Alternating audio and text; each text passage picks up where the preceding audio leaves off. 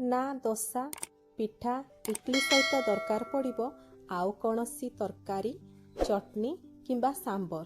जदि आपण एई पाउडर मसलाटी बनेकी रखिबे ताहले किछि भी दरकार पड़िबो नाही। याको आराम से पिठा दोसा आउ इडली सहित खाई पारिबे। आज चलंतु बनै नबा south Indian famous gun powder मसला बा पड़ी मसला। ए मसलाटा बनैबा सहित केमिति व्यवहार करिवे मु एई वीडियो माध्यम रे आपण मानकु जणैबे। ताले वीडियो को प्रथम रु शेष पर्यंत देखंतु। नमस्कार, जय जगन्नाथ। मु मो चैनल सीजन्स एंड बाइट्स रे आपण समस्त को स्वागत जणाउछि। ताहले चलंतु रेसिपीटी स्टार्ट करिनबा। आ ता पूर्वरु देखिनबा सब जिंसर मेजरमेंट। प्रथमे नै जिबा धळा बिरी पाखा पाखी एठी हाफ कप आमे नै जिबा। बिरी को प्रथम रु धोई देकी ताकू भलो भाबरे खरारे सुखे नेबे आ तापरे नेबे। ता सहित नै जिबा हाफ कप बुट डाली। एबे नै जिबा अल्प किछि भृसंग पत्र को निहाती ए मसला रे ऐड करिवे। ये भलो फ्लेवर दिए सेति पई ताकू निहाती ऐड करिवे। एबे नै जिबा आमे 2 बड़ चामच धळा राशि, कळा राशि नेबे नाही। धळा राशि नेबे, कळा राशि जदि आपण नेबे ताहले पित्ता लागिबो ता चोपा पई, सेति पई धळा राशि नेबे। ता सहित नहीं जिबा हाफ छोटो चामच हेंगु। आपण हेंगु को निहाती ऐड करिवे काहेकि ना हेंगु द्वारा हमर पेट भलो रहिबो। ता सहित भलो बास्ना और फ्लेवर मध्य दबो। एबे नहीं जिबा आमे गोटे बड़ चामच गोटा जीरा आउ गोटे बड़ चामच गोटा धनिया। जीरा और धनियार परिमाण को सेम रखिबे। जीरा और धनिया बिना रे भी एई मसला आपण प्रस्तुत करि परिबे। एबे शेष रे आमे नहीं जिबा 6 रु 7 कला रसुण आउ राग पई सुखिला लंका। मु एठी 3टी सुखिला लंका को ऐड करिछि। आपण जेतिकी राग खाउछंती सेही अनुसार सुखिला लंका को ऐड करिवे। मु एठी लूणर व्यवहार करी नाही काहेकि ना लूण रे मॉइस्चर रही जाए। आमे जदि एई मसला सहित लूण को मिसेकी स्टोर करिबा ताहले हमर एई मसला बेसी दिन जीव नाही। सेति पई आपण जेतेबेले व्यवहार करिवे सेतेबेले एई मसला रे लूण ऐड करिदेबे। एबे चलंतु एई सब जिंस को आमे ड्राई रोस्ट करि नबा। सेति पई देखंतु मु एठी गैस ऊपर पैन बसै नेछि आउ एठी आमे पूरा लो फ्लेम रे करिबा। प्रथम रु शेष पर्यंत आमे सब जिंस को लो फ्लेम रे रोस्ट करिबा। सेति पई प्रथमे देखंतु आमे बिरी आ बुट डाली को पकेइ नबा। एट ए टाइम आपण सब मसला पकेइबे नाही, एई परी गोटे परे गोटे मसला पकेइबे आ ताको भाजी चलिबे। जेहेतु बिरी आ बुट डाली टिके भाजीबा पई समय ने सेति पई मु ताको प्रथमे पकेइ देइथिली। बिरी आ बुट डाली टिके भाजी सारला परे आमे पकेइ नबा एथिरे जीरा आ धनिया को। जीरा और धनिया को पकई देकी आमे ताको पुणी तरे रोस्ट करिबा। जीरा और धनिया आमर सामान्य फुटिला परिका हेई गला पर्यंत ताको रोस्ट करि नबा। एठी देखंतु आमर जीरा और धनिया टेक्सचर आउ साइज अनुसार बिरी डाली आउ बुट डाली टू छोटो। जदि आपण ए सब जिंस को एट ए टाइम पकई देबे बिरी डाली आउ बुट डाली भाजी हेला समय रे एई सब जिंस माने जीरा आउ धनिया पोड़ी जाइथिबो। सेति पई मु आपण को मना करली एका संगरे पकेबे नाही, गोटिए परे गोटिए आपण पकेबे जा द्वारा कि मसला बहुत भलो से भाजी हबो आ तार बास्ना फ्लेवर भलो आसीबो। टिके जीरा और धनिया फुटी गला परिका हेले बा सेइथरु बास्ना भलो आसी गले आमे पकेइ नबा एइथरे धळा राशि को।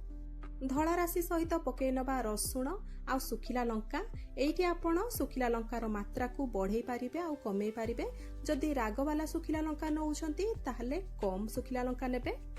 एबे आमे राशि को पूरा लाल होबा पर्यंत भाजी नबा जेमति कि राशि हमर भलो भाबरे भजा हेइ जिवो, लाल लाल हेइ जिवो।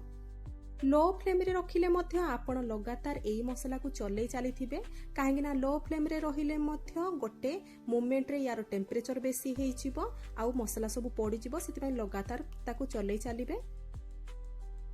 राशि हमर अधा भाजी हेइ सारला बेले आमे पकेइ नबा सेइथरे भृसंग पत्र। राशि को लाल होबा पर्यंत भाजीबा। ता सहित भृसंग पत्र रु जेमिति मॉइस्चर मरि जिवो से पर्यंत आमे भाजी नबा। एई मसलाटी बनेला बेले आपण निजे अनुभव करि परिबे बहुत बढ़िया बास्ना आसीबो काहेकि ना हमर सब गोटा मसला पड़िछि। ता सहित भृसंग पत्र पड़िछि, रसुण पड़िछि जाकि स्ट्रांग पूरा फ्लेवर दबो आ बास्ना दबो। एइठी देखंतु पूरा हमर धीरे धीरे राशि लाल हेबाकू पड़िलाणी। लगातार याकू चलै चलिबे नहले राशि पड़ी जिवो। एइठी आपण देखि पारुथिबे किछि समय भाजी सारला परे हमर सब जिंस हल्का लाल पड़ी गलाणी आ हमर राशि मध्य एइठी लाल पड़ी गलाणी। एई परि भाबरे आपण लाल होबा पर्यंत सब मसला को भाजी नबा।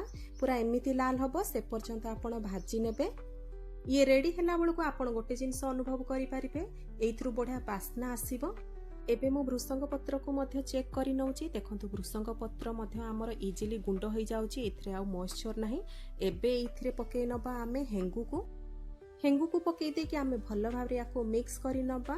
ଆଉ ଏବେ ଆମେ ଗ୍ୟାସ୍ ଫ୍ଲେମ୍କୁ ବନ୍ଦ କରି ନେବା। ଏଇସବୁ ଜିନିଷ ରେଡି ହେଇଗଲାଣି। ଏବେ ଏଇସବୁ ଜିନିଷକୁ ଆମେ ଥଣ୍ଡା ହେବା ପାଇଁ ଛାଡ଼ି ନେବା। ପୂର୍ଣ୍ଣ ରୂପରେ ଥଣ୍ଡା ହେଇସାରିଲା ପରେ ହିଁ ଆମେ ତାକୁ ଗ୍ରାଇଣ୍ଡିଙ୍ଗ କରିବା। ଯଦି ଆପଣ ଗରମ ଗରମ ଅବସ୍ଥାରେ ତାକୁ ଗ୍ରାଇଣ୍ଡିଙ୍ଗ କରିଦେବେ ତାହେଲେ ଏଇ ମସଲାକୁ ଆପଣ ବେଶୀ ସମୟ ପର୍ଯ୍ୟନ୍ତ ଷ୍ଟୋର କରିପାରିବେ ନାହିଁ। ୟାକୁ ସେଥିପାଇଁ ପୁରା ଥଣ୍ଡା ହେବା ପାଇଁ ଛାଡ଼ିବେ। ଭଲ ଭାବରେ ଥଣ୍ଡା ହେଇସାରିଲା ପରେ ମୁଁ ଏଇଠି ମିକ୍ସିଂ ଜାରରେ ତାକୁ ଆଣିଛି ଭାରି, ଆଉ ତାକୁ ଭଲ ଭାବରେ ଏଇଠି ପାଉଡର ମସଲାଟେ ବନେଇ ନେଇଛି ଗ୍ରାଇଣ୍ଡିଙ୍ଗ କରିକି। ଏମିତି ହିଁ ଆପଣ ମସଲାଟି ପ୍ରସ୍ତୁତ କରି ନେବେ, ପୁରା ଫାଇନ୍ ପେଷ୍ଟ ବନେଇ ନେବେ। ଏବେ ଏଇଥିରେ ମୁଁ ଆଡ୍ କରି ନେଇଛି ଗୋଟେ ବଡ଼ ଚାମଚ କାଶ୍ମୀରୀ ଲଙ୍କା ଗୁଣ୍ଡ, ଯାହାକି ଅପସନାଲ, ଆପଣ ଚାହିଁଲେ ପକେଇବେ, ନ ପକେଇଲେ ମଧ୍ୟ ଚଳିବ। ଏବେ ତାକୁ ଭଲ ଭାବରେ ମିକ୍ସ କରି ନେବା। ଗ୍ରାଇଣ୍ଡିଙ୍ଗ କରି ସାରିଲା ପରେ ଏଇ ମସଲାକୁ ପୁଣି ଥରେ ଥଣ୍ଡା ହେବା ପାଇଁ ଦେବେ। ଆଉ କୌଣସି ଏୟାର କଣ୍ଟେନର ଜାରରେ ଆପଣ ତାକୁ ଷ୍ଟୋର କରିପାରିବେ। ଏଇ ମସଲା ତ ତିଆରି ହେଇସାରିଲାଣି। ଏବେ ଚାଲନ୍ତୁ କେମିତି ୟାକୁ ବ୍ୟବହାର କରିବେ ମୁଁ ତାକୁ ଦେଖେଇ ନେଉଛି। ସେଥିପାଇଁ ଦେଖନ୍ତୁ ଗ୍ୟାସ୍ ଉପରେ ମୁଁ ଏଇଠି ତାୱା ବସେଇ ନେଇଛି। ତାୱାରେ ଆମେ ପିଠା ନହେଲେ କୌଣସି ଦୋସା କରିପାରିବା। ପ୍ରଥମେ ତାୱାକୁ ଆମେ ଭଲ ଭାବରେ ଗରମ ହେବା ପାଇଁ ଦେବା। ତାୱା ଆମର ଭଲ ଭାବରେ ଗରମ ହେଇଗଲା ପରେ ଅଳ୍ପ କିଛି ତେଲ ଆମେ ଏଇଥିରେ ଗ୍ରୀସିଂ କରି ନେବା। ଏକ୍ସଟ୍ରା ତେଲକୁ ଆମେ ପୋଛି ନେବା, ଅଳ୍ପ କିଛି ତେଲ ଗ୍ରୀସିଂ କରିବା। ଏବେ ପିଠା ହେଉ କିମ୍ବା ଦୋସା ହେଉ ତାକୁ ଭଲ ଭାବରେ ସ୍ପ୍ରେଡ୍ କରି ନେବା। ଦୋସା ଆମର ସିଝି ଆସିଲା ବେଳକୁ ବା ହେଇ ଆସିଲା ବେଳକୁ ଆମେ ତା ସାଇଡ୍ରେ ତେଲ ପକେଇବା। ଆପଣ ଚାହିଁଲେ ଘିଅ ମଧ୍ୟ ବ୍ୟବହାର କରିପାରିବେ। ଏମିତି ଘିଅ ଆଉ ତେଲ ଯଦି ଆପଣ ଦୋସାର ସାଇଡ୍ରେ ପକେଇବେ ତାହେଲେ ଦୋସା ହେଉ କିମ୍ବା ପିଠା ହେଉ ପୁରା ଭଲ ଭାବରେ ତାୱାରୁ ଉଠି ଆସିବ। ସେଥିପାଇଁ ନିହାତି ଏଇ ଟ୍ରିକ୍ଟିକୁ ଫଲୋ କରିବେ। ଏବେ ଏଇ ମୁଭମେଣ୍ଟରେ ଆମେ ଏଇ ମସଲାକୁ ପକେଇବା, ଦୋସା ଉପରେ ପକେଇବା। ପାଖାପାଖି ଗୋଟେ ଛୋଟ ଚାମଚ ଫୁଲ କରିକି ମୁଁ ଏଇ ପାଉଡରକୁ ନେଇଛି, ଆଉ ଦୋସା କିମ୍ବା ପିଠାର ଉପରେ ପୁରା ଭଲ ଭାବରେ ତାକୁ ସ୍ପ୍ରେଡ୍ କରିଦେଇଛି। ତା ସହିତ ପକେଇ ନେବା ଅଳ୍ପ କିଛି କାଶ୍ମୀର ଲଙ୍କା ଗୁଣ୍ଡ, କିମ୍ବା ଆପଣ ଯଦି ବେଶୀ ରାଗ ଖାଉଥିବେ ତାହେଲେ ଏଇଠି ରାଗ ଲଙ୍କା ଗୁଣ୍ଡର ବ୍ୟବହାର କରିପାରିବେ। ଇଟଲି ସହିତ ଯଦି ଆପଣ ଏଇ ମସଲାକୁ ଖାଇବା ପାଇଁ ଚାହୁଁଛନ୍ତି ତାହେଲେ ଇଟଲି ଉପରେ ଟିକେ ଘିଅ ପକେଇବେ ନହେଲେ ତେଲ ପକେଇବେ, ତା ଉପରେ ଏଇ ମସଲାକୁ ଦେବେ ଆଉ ଖାଇବେ। ନହେଲେ ଏଇ ମସଲା ସହିତ ଆପଣ ଅଳ୍ପ କିଛି ତେଲ କିମ୍ବା ଘିଅ ପକେଇକି ଚଟନି ପରିକା କରିପାରିବେ, ମାନେ ଲିକ୍ୱିଡ ଫର୍ମକୁ ଆଣିପାରିବେ ଆଉ ତାକୁ ଚଟନି ପରିକା ମଧ୍ୟ ସର୍ଭ କରିପାରିବେ। ପିଠା ଆଉ ଇଟଲି ସହିତ ତାକୁ ଖାଇପାରିବେ। ପାଉଡର ମସଲାଟିକୁ ପକେଇ ସାରିଲା ପରେ ଆମେ ଦୋସାକୁ ଉଠେଇ ଆଣିବା। ଦୋସାକୁ ପଲଟେଇବା କିଛି ଦରକାର ପଡ଼ିବ ନାହିଁ। ଆପଣ ଚାହିଁଲେ ୟାକୁ ଘୋଡ଼େଇ ପାରିବେ, କିନ୍ତୁ ପଲଟେଇବା କିଛି ଦରକାର ନାହିଁ। ଏଇଠି ଦେଖନ୍ତୁ ଆମର ଇଜିଲି ଦୋସା ବାହାରି ଆସିଲା। ୟାକୁ ଏବେ ଆମେ ପ୍ଲେଟକୁ ଆଣି ପକେଇବା। ଏଇଠି ଦେଖନ୍ତୁ ଆମର ଗନ୍ ପାଉଡର ଦୋସା ପୁରା ରେଡି ହେଇଗଲା। ଆପଣ ଏମିତି ଇଜି ୱେରେ ଦୋସା କିମ୍ବା ଇଟଲି ସହିତ ୟାକୁ ସ୍ପ୍ରେଡ୍ କରିକି ଖାଇପାରିବେ। ତାହେଲେ ଏଇ ଗୋଟେ ପାଉଡର ଆପଣ ବନେଇକି ରଖନ୍ତୁ, ପୁରା ମାସ ଧରିକି ଏଇ ପାଉଡର ଆପଣଙ୍କର ଷ୍ଟୋର ହେଇକି ରହିବ, ବିଲକୁଲ ବି ଖରାପ ହେବ ନାହିଁ।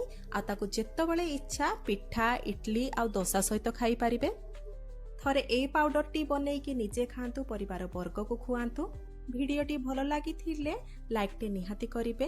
ଭିଡ଼ିଓଟି ଯଦି ପସନ୍ଦ ଆସିଥିବ ସାଙ୍ଗସାଥି ବନ୍ଧୁବାନ୍ଧବମାନଙ୍କ ସହିତ ସେୟାର କରିବେ। ମୋ ଚ୍ୟାନେଲରେ ଯଦି ନୂଆ ଆସିଛନ୍ତି କିମ୍ବା ମୋ ଚ୍ୟାନେଲକୁ ସବସ୍କ୍ରାଇବ୍ କରିନଥିବେ ତାହେଲେ ପ୍ଲିଜ୍ ସବସ୍କ୍ରାଇବ୍ କରିନେବେ। ଫେସବୁକ୍ ପେଜରେ ଯଦି ଏ ଭିଡ଼ିଓଟିକୁ ଦେଖୁଛନ୍ତି ତାହେଲେ ପେଜଟିକୁ ଫଲୋ କରିନେବେ। ପୁଣି ଦେଖାହବ ଗୋଟେ ନୂଆ ରେସିପି ଭିଡ଼ିଓରେ। ନମସ୍କାର, ଜୟ ଜଗନ୍ନାଥ।